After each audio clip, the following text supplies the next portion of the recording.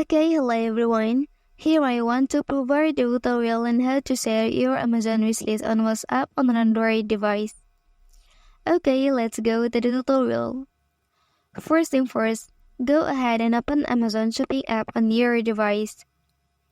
Okay, after that, here you can click on profile icon at the bottom.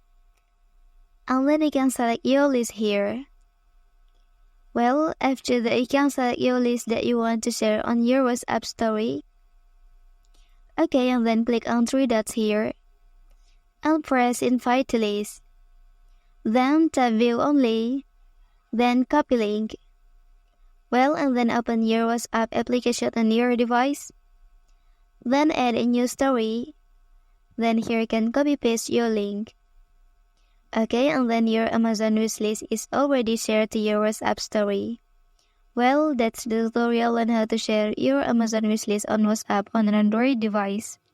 If you are helped by this video, don't forget to like and subscribe to get other information from this channel. Thank you.